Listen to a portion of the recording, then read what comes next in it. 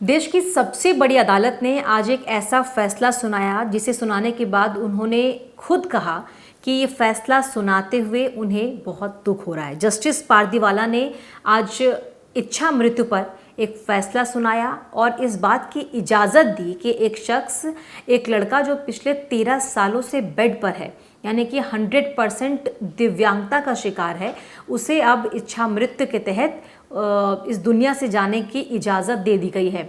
इच्छा मृत्यु की मांग इस लड़के के माता पिता ने सुप्रीम कोर्ट से की थी।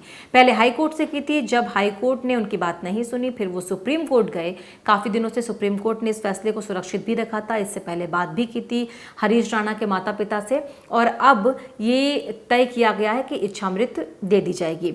सुप्रीम कोर्ट ने ये गाज़ियाबाद में रहने वाले हरीश राणा और उनके माता पिता जो सुप्रीम कोर्ट के जज से मिले थे, इस पर चर्चा की थी कि उनके बेटे को इच्छा मृत्यु दी जाए, क्योंकि वो बीते 13 सालों से एक बेड पर है और ठीक एक ही सिचुएशन में है, ना कोई इम्प्रूवमेंट हो रही है और धीरे धीरे उसका शरीर और ज़्यादा ख़राब होते जा रहा है। कोर्ट ने कहा है कि एम्स के पैलिएटिव केयर में उसे भर्ती किया जाएगा ताकि उसका मेडिकल ट्रीटमेंट वापस लिया जाएगा।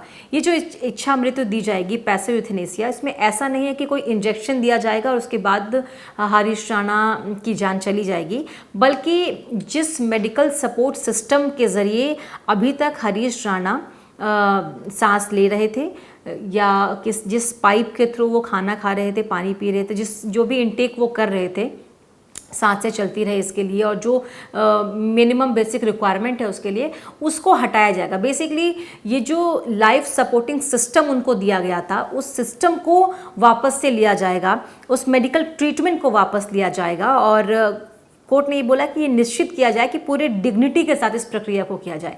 ऐसा नहीं है कि एक शख्स जो बीते 13 सालों से बेड पर है, सिर्फ वो सांस ले रहा है, लेकिन इसके अलावा जीवन में और कुछ भी नहीं बचा है, तो उसके साथ कोई ऐसा इंजेक्शन लगा दें या एकदम से कुछ जिस सपोर्टिंग सिस्टम पर है उसको हटा दिया जाए। नहीं, कोर्ट ने कहा कि जैसे एक इंसान को इज्जत के साथ जीने का अधिकार है, वैसे ही इज्जत के साथ मरने का भी अधिकार है। इसीलिए बिल्कुल डिग्निटी के साथ एक पूरे प्रोसेस को फॉलो करते हुए इस प्रक्रिया को किया जाए, ताकि एक इज्जत के साथ ही इच्छा मृत्यु की जो मांग की गई थी उनके परिवार की तरफ से, उसे पूरा किया जाएगा। कोर्ट ने कहा कि उन्होंने घर वालों से बात की और ये तय पाया गया कि वो 100% दिव्यांगता के शिकार हो चुके हैं, यानी कि 100% उनकी बॉडी में कुछ भी काम नहीं कर रहा है हरीश राणा के, और कोई उम्मीद भी नहीं है। क्योंकि जब भी फैसला लिया जाता है तो इस बात को सुनिश्चित किया जाता है कि जो मरीज़ है उनके ठीक होने का 1% क्या कोई चांस है।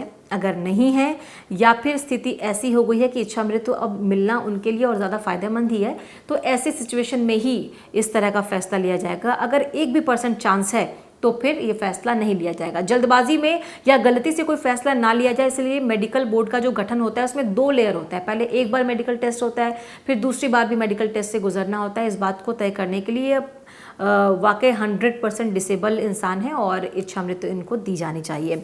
जस्टिस पारदीवाला ने कहा कि ये बेहद दुखद रिपोर्ट है और हमारे लिए बहुत मुश्किल फैसला है। हम इस लड़के को इस तरीके से अपार दुख में, बहुत ज़्यादा दुख में नहीं रख सकते हैं। इसीलिए हम उस स्टेज में हैं कि आज हमें आखिरी फैसला लेना होगा, और वो आखिरी फैसला ये कि बीते 13 सालों से बेड पर एक इंसान जो सिर्फ सांसें ले रहा है, अब उनकी सांसों की डोर को रोक देना होगा, यानी कि अब इच्छा मृत्यु उन्हें मिल जाएगी। हरीश राणा चंडीगढ़ में रहकर पढ़ाई कर रहे थे। 2013 की बात है।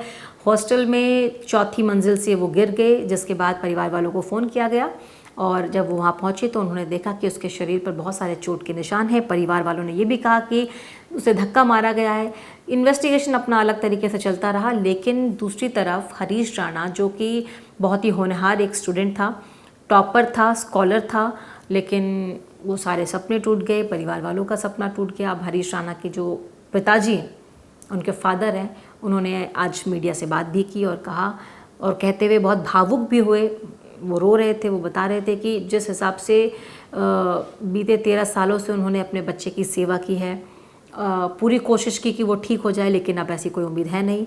कोर्ट के फैसले का सम्मान करते हुए उन्होंने कहा कि जो कोर्ट ने फैसला किया है वो बिल्कुल ठीक है।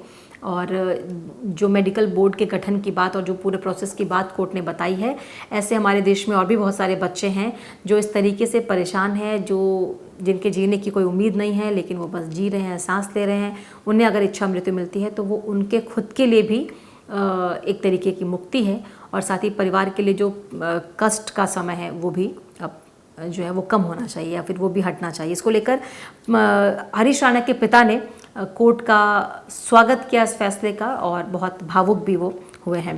हम चाहते कि सबका भला हो, कल्याण हो, तो इस जनहित के हेतु हमने ये स्टेप उठाया कि ऐसा होना चाहिए मेरे जज साहब को। उन्होंने उसके बाद 15 को जजमेंट होनी थी। उसके बाद ये रूल जो इंडिया में आज लागू हुआ, ये 7 देशों में भी लागू है। जो आज ये लागू है, परंतु कितने लोगों का इसके द्वारा भला होगा। मैं एक पिता होने के नाते, आप भी बच्चों के पिता होंगे, कितना दुख होता होगा।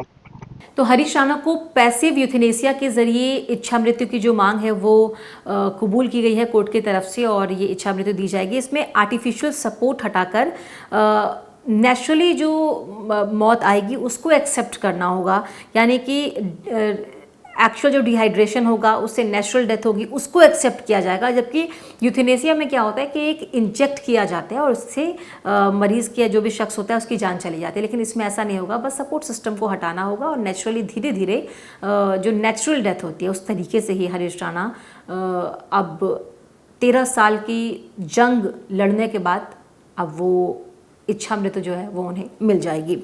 इसकी जब अनुमति मिली तो जिस हिसाब से परिवार का रिएक्शन था, क्योंकि परिवार पहले हाई कोर्ट गया था, फिर सुप्रीम कोर्ट गया था, बहुत दिनों से परेशान था। वो ये कह रहे थे कि जब कोई होप ही नहीं है तो इस तरीके से सिर्फ इस मामले को आगे बढ़ाना या उसको बेड पर रखना, क्योंकि 13 साल से एक ही बेड पर एक ही जगह रहते रहते, चाहे वो उसमें कुछ परिवार की तरफ से वो चेंजेस किए जाते हैं, उठाने की कोशिश करते हैं, लेकिन ऐसा कुछ हो नहीं पाता। तो उसके शरीर पर घाव के बहुत सारे निशान भी बन गए थे और ज़्यादा परेशानी में ये शख्स जाता जा रहा था, हरीश राणा। तो ऐसे में परिवार ने कहा कि ये फैसला ज़रूरी था, इच्छा मृत्यु ज़रूरी थी, और बहुत भावुक पिता जो है वो इसे कहते हुए मेडिकल बोर्ड का गठन किया गया। अभी ये जो प्रोसेस शुरू होगा इसमें वक्त है, सुप्रीम कोर्ट ने कह दिया, लेकिन अब जो मेडिकल बोर्ड गठन होगा, एम्स में ले जाया जाएगा और वो पूरा प्रोसेस होगा, वो देखना होगा कि किस तरीके से इस पैसिव यूथेनेसिया को इम्प्लीमेंट किया जाता है।